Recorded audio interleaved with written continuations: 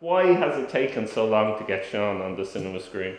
Wow, for us it's fast actually, because animation is not famously a fast business. So I think he's been a star for like 7 years now, so that's pretty good going, I reckon. Aardman Animations, the creators of Wallace and Gromit and Chicken Run, present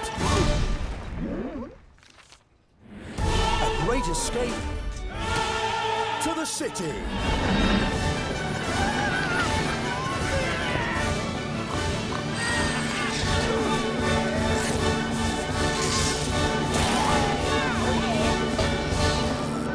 We were looking for something new, something different, of course, and a bit of scale, because all the episodes most have been on the farm for years now. So we're looking for some scale, new challenges, somewhere to play for the filmmakers, And this guy Richard approached us with this idea, and in Hollywood, somebody pitches you an idea, and you meant to put the money down, and his pitch was very good, was very attractive, so we fell for it. This idea of the sheep having to go to the city to rescue the farmer and get disguised and all this stuff. We thought, yeah, that sounds great. Now, there's absolutely no dialogue, or very little. Kind of people will hear certain sounds and that. When did the decision come? Okay, there's not going to be any dialogue. Yeah, that was a challenge. It was, because it was very unfamiliar territory. Of course, there's no dialogue in the series, so that was the reason for it. And we discussed briefly whether we should. We were encouraged, because when we were having this discussion, that film, The Artist, was out, which was a big hit, and that was a silent film as well.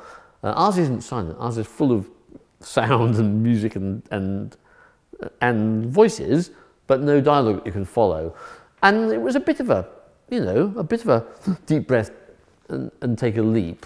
But people are responding really well to that now, I'm happy to say. Like it's not a problem at all.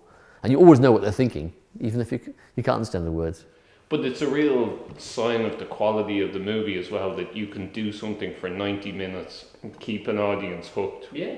With no one talking. Well, I tell you, the great thing is that it means you've got like 85 minutes of solid visual comedy, which is just marvellous, really. Often with dialogue-heavy films, maybe the dialogue is in some way sort of it selects the audience out into different camps, and we don't have that. We don't have any of those snappy wisecracks. So because you can't lean on funny dialogue, you have to lean on funny visuals, and everyone's been just so creative with that.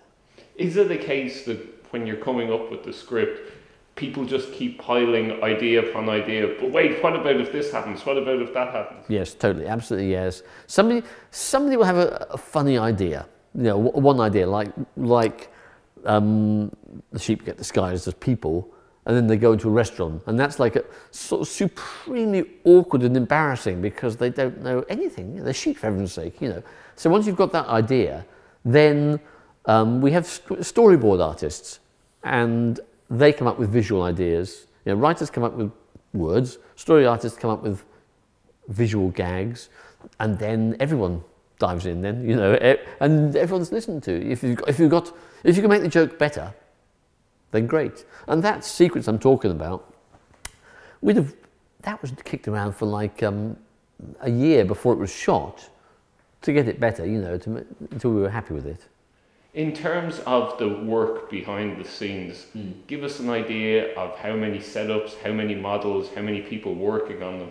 Yeah, it's a big old operation. The funny thing is, it sort of looks small. I mean, it looks handmade, which it is, totally handmade, but it's handmade by a lot of hands. So there's like, there's 30 different mini studios at any one time. Some of them pretty big mini studios actually, like the town square is enormous, but a corner of the farmer's bedroom is tiny. So there's 30 different ones at once, and they've all got a camera, they've got lights, camera, they've all got actors in them, of course, which is little puppets, Shaun and so on, and sort of 20 animators. So there's not there's more studios than there are animators. That lets us get ahead of the game the whole time. And then you've got everything you'd expect in a studio. You've got carpenters, lights, electricians, every sort of technician. And then you've got a big team of model makers making the puppets, because you've got a lot of sheep. There's always a great flock of sheep around the place. Because Shaun's in most of the movie, most of the scenes, and that means you have to have 20, 30 different Shauns and 20 different people animating him at the same time. So and they're all trying to make him look, you're trying to disguise that fact. You're making it look as if it's just one sheepy performance. So it's a great environment too, I always think of Aardman as like the keepers of the flame as regards stop motion animation. Yeah. Do you feel the weight of history with it every time you work on something? Not quite that, but I do feel what you're talking about. I'm aware of that. The funny thing is that when we started, which is now a lifetime ago, when we started, we were like the only people doing stop frame in a world of drawn animation. So we were the only people doing stuff that looked three-dimensional. And then creeping up behind us came computer animation and washing around us, I'll say no more, like a mighty tsunami of computer animation. So that everything on the screen now looks three-dimensional.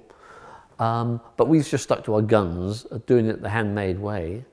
And because we believe in it, obviously, because we're good at it, and we believe in the value of it being honestly handmade, like it is what it looks like. When you look at Shaun on the screen, you kind of know it's a puppet, but it's a living puppet, and that's the joy of it to me. That's the magic, which I don't think you get with computer animation, because with computer animation, something in your mind goes click. You think, oh great, that's lovely. They can do anything, okay, and it's wonderful. I mean, I've seen some great films, which I wouldn't knock for a moment, but there's not the magic in it anymore. And still, I think with what we do, there is the magic. People are saying that this is the best film Aardman have done. Yeah, they're good. Thank you. Good. I'm happy. Of course, I'm happy with that. Although my film was probably better, but no, of course, I'm happy with that. I mean, it's fantastic. It's because we're not complacent. Every time we do a new one, it is a bit scary, and having a reputation is scary. The old second album thing, except now we're on to the 6th album. It's you've got people sort of looking towards you. You've got an audience trusting you, and you don't want to let them down. Do you ever find yourself in daily life going, what would Shaun do? Did you? No, I don't do that very much. I don't do that. I do what would Morph do, maybe a bit, but not Shaun. No. Shaun the Sheep, the movie.